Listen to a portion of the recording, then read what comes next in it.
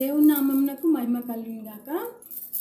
మనం ఇవాళ మన యొక్క బైబిల్ పఠనం కొరకు మన యొక్క హెబ్రీ గ్రంథంలోకి వెళ్దాం.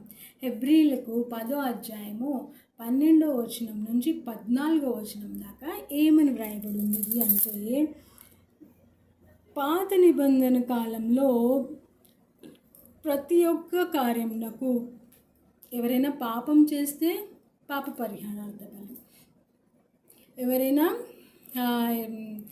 రోగి అయి ఉంటే రోగి క్లీన్స్ కోసం ఒక బలి, దహన బలి, అట్లా ఒక్కొక్క దానికి ఒక్కొక్క టైప్ ఆఫ్ బలులు అర్పిస్తూ ఉండేవాళ్ళు పాత నిబంధన కాలంలో.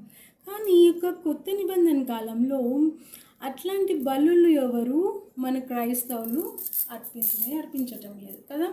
హెబ్రీలో అపోస్తలుడైన పౌలు దాని యొక్క రీజన్ ఏంటి, what is the reason behind the sacrifices being not offered in this New Testament era? Did anyone think over it anytime? ఎవరు ఆలోచించున్నారు? ఏదో పాతకాలంలో వాళ్ళు అట్లా చేస్తూ ఉండేవాళ్ళు. ఇప్పుడు మనం మొత్తం మోడర్నైజ్ అయిపోయాం కదా. ఇప్పుడు అర్పణలు లేవు, ఏం లేవులే, కొత్త స్తోత్ర అర్పణలు, ప్రార్థనలు, చర్చ్కి వెళ్తే సరిపోద్దులే అని సాటిస్ఫై అయిపోతూ ఉంటున్నాం కదా.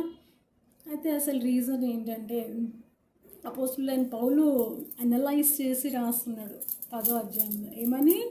హెబ్రీలకు రాసిన పత్రికల్లో యేసుక్రీస్తు ఒక్కడే ఒక బలిగా తనకు తాను అర్పించుకొని ఏం చేశాడు, దాని ద్వారా మనం ఇంకా వేరొక బలులు చేయాల్సిన అవసరం లేకుండా, ఓకే, ఓన్లీ ప్రేయర్స్, దహన బలులు, ఇలా దహన బలులు కాకుండా ప్రేయర్స్, స్తోత్ర బలులు ఇవి చేసేదాన్ని. ఈ స్తోత్ర బలులు కూడా ఓన్లీ పాపం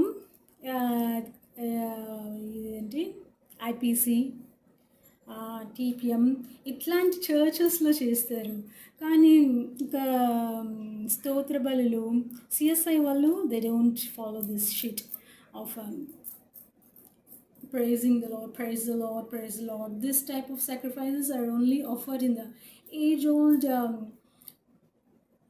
not age-old, then TPM church. Okay, in the CSI, that all churches are just naam ke vaste, they go and they just show off their dressing, they show off their jewelry. That's it. అక్కడ వాళ్ళు స్తోత్ర బలులు లాంటివే అర్పించరు. CSI church అయినా కానీ ఇంకేం churches ఇట్లాంటి Baptist church is the పాపం oldest church. Baptist churches, papam, I just pity them. We shouldn't pity. The oldest form of churches are the Baptist churches. They are from age-old times. CSI is a modern thought about updated versions of church. So this is the thing. While I was reading Hebrews chapters, this was an interesting thing which caught my mind, and I thought it's better to share with my relatives and my friends over the Facebook, WhatsApp, and Instagram apps, social media. Praise be to Lord Almighty.